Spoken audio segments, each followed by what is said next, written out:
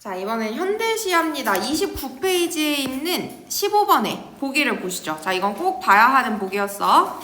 가와나는 자, 부재하는 대상에 대한 그리움, 여기다 중요하게 밑줄 그어주십시오. 부재하는 대상에 대한 그리움. 어머, 주된 정서가 벌써 나왔어. 거의 끝났어 지금. 소재로 하는 작품이지만 그리움을 형상화하는 방법에는 차이가 있습니다. 그리움을 어떻게 우리한테 보여줄 건데, 가는 질그릇의 수수하고 소박한 이미지를 감각적으로 표현할 거고, 그 다음 질그릇에서 떠올린, 자, 연상하다 떠올린 대상을 통해서 옛것에 대한 그리움을 형상화하고 있대. 근데 옛것이 뭘까? 질그릇이 뭘까? 여기는 읽었을 때 궁금증이 조금 남아. 그런데 나는 어떠냐? 아버지의 거친 손을, 자, 손을 두꺼비에 비유했대. 그렇군요. 아버지의 고달픔과 그런 삶을 살다 가신, 자, 밑줄 돌아가신 아버지에 대한 그리움을 보여주고 있대.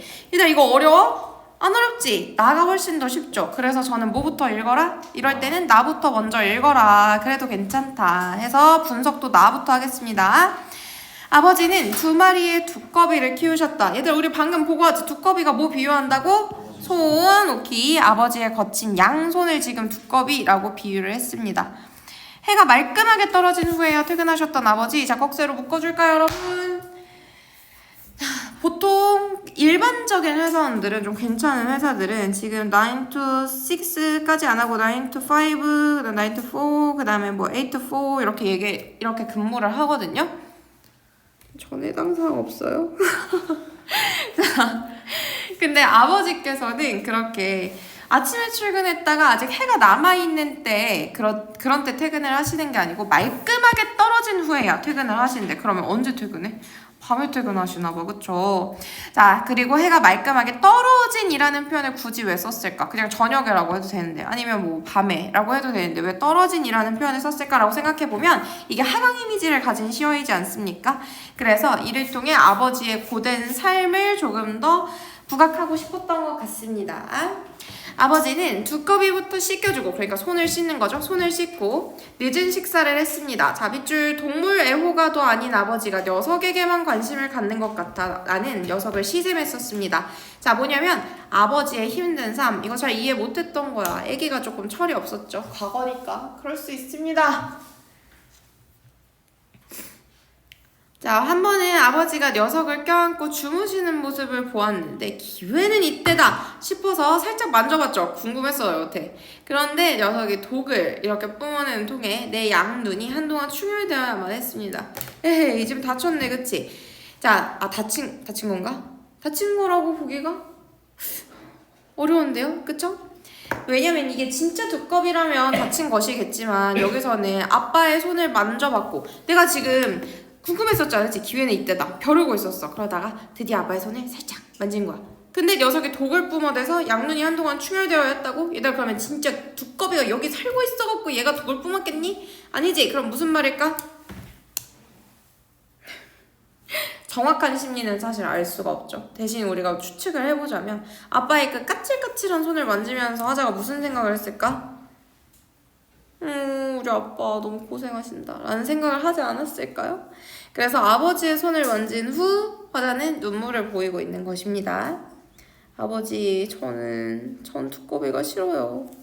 자, 왜 싫을까? 아버지의 그런 고생스러운 삶을 보여주니까 싫지 않았겠습니까? 아버지는 이윽고 식구들에게 두꺼비를 보여주는 것조차 꺼리셨어요. 왜요? 아유, 이모 고생하는 손 보여줘서 뭐해. 가족들한테 그런 거 숨기는겨. 칠순을 바라보던 아버지, 밑줄 그어주십시오. 당시 나이가 이러셨군요. 날이 새기 전에 막일판으로 나가셨는데, 자, 꺽쇠 묶어주십시오. 막일을 하러 나가셨습니다. 얘들아, 근데 아까 위에서 언제 퇴근을 하셨다고 했어? 해가 말끔하게 떨어진 다음에야 퇴근을 하셨다고 했지. 근데 출근을 언제 해? 아침 해가 뜨기도 전에 막일판으로 나가시는 거야. 세상에, 너무나 힘들겠다. 그쵸? 나야. 나야. 정말 화가 나. 오늘 몇 시에 잤냐면 한 12시에 잠들었어요. 너무 힘들어가지고 지금 또 며칠 밤을 샜더니 힘들어서 잠이 들었어. 근데 쌤 아는 동생한테 전화가 온 거야. 그래서 다 잠겨있어요. 근데 누나 자? 그래서 잠들었어. 냉장고가 복도에서 잠들었어요. 내 집 복도에서 씨. 그 앞에서 자고 있으니까 나 창바닥에서 자면 안 돼 이제. 이제 안 되는 거야. 어릴 때 괜찮지 이제는 안 돼. 못 일어나겠다 이제 조금만 자고 일어나래. 걔도 학원 강사거든. 깨워주겠대. 그래서 그래 알았다. 몇 시에 깨워줘? 3시에 깨워라 그랬더니 알겠대. 알겠다고 해놓고 4시까지 재우더라고 나를. 근데 저는 3시에 눈이 번쩍 떠졌어요. 와 자고 일어났는데 깜깜해.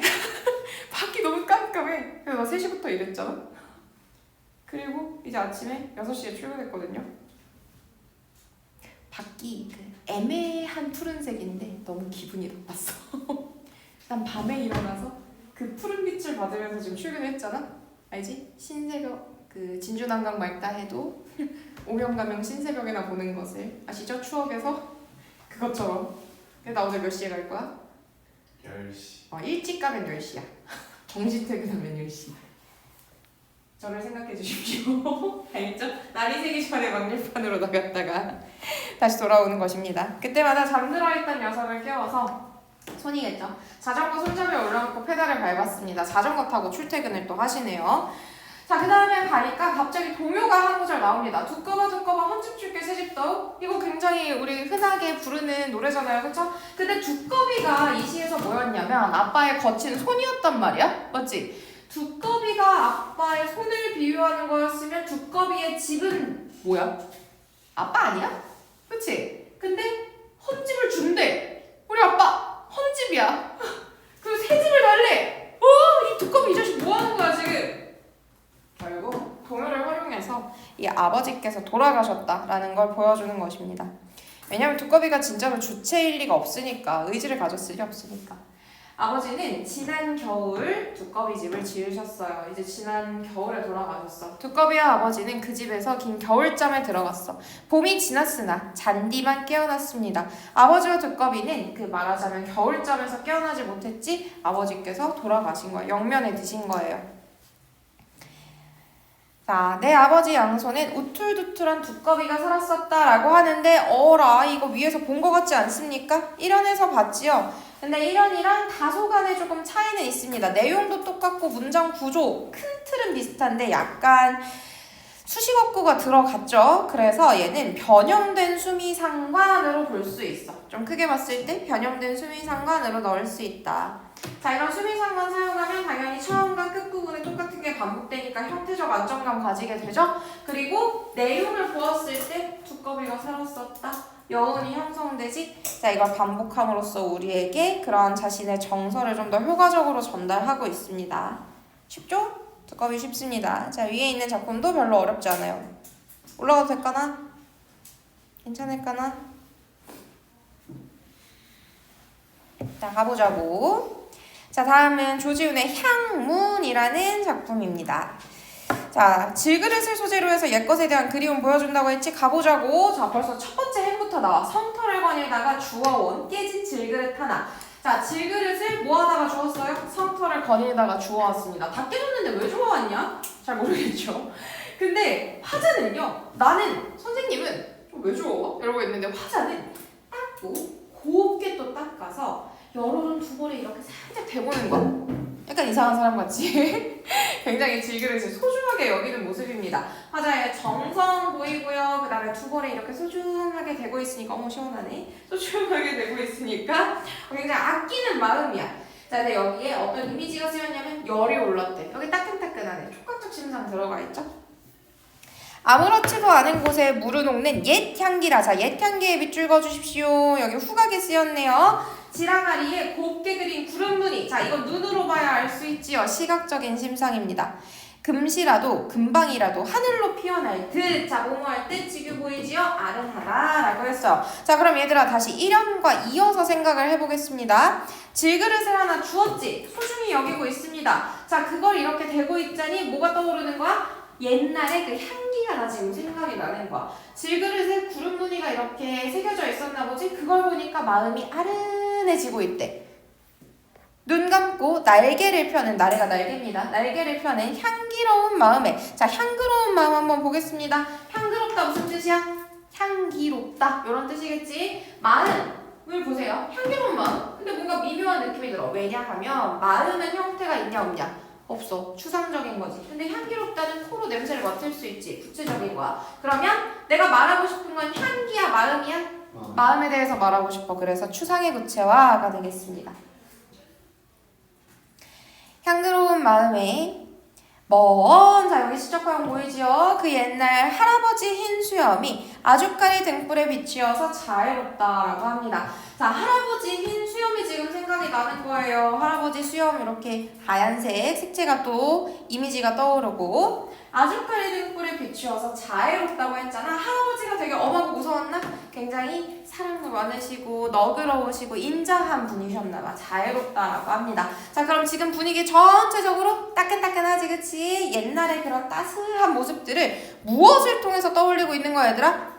그렇지, 질그릇을 통해서 떠올리고 있습니다. 아주 잘하고 있어.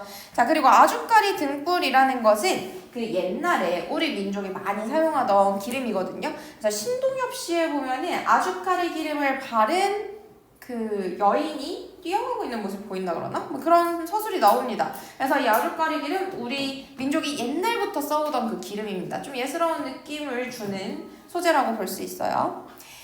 자, 꽃밭에 놓고 이슬 받아 책상에 올리면 그 밤 내 베갯머리에, 베개야, 베갯머리에 옛날을 보리니. 자, 볼까요? 얘들아, 무엇을? 질그릇을 꽃밭에 놓아서 이슬을 받습니다. 그걸 책상에 올려놓습니다.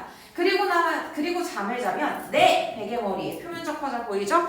옛날을 볼 것이니 옛날을 봐도 내 울지 않으련다 라고 합니다. 어머, 여기 옛날과 옛날 시어 반복 보이네요. 그쵸? 옛날을 봐도 나는 울지 않으련다. 지금 계속 옛날 얘기만 얼마나 하는 거야. 이 사람은 그 옛날에 대한 그리움을 갖고 있는 거야. 그치? 나 왜 고향에 대한 그리움이라고 썼냐? 옛날이라고 쓰고 싶은데. 옛날로 바꿔주십시오. 엥? 뭐야 이모티콘. 들어가. 옛날에 대한 그리움. 하지만 그러면서도 나는 슬픔에 빠지지는 않겠다라고 지금 다짐하고 있습니다.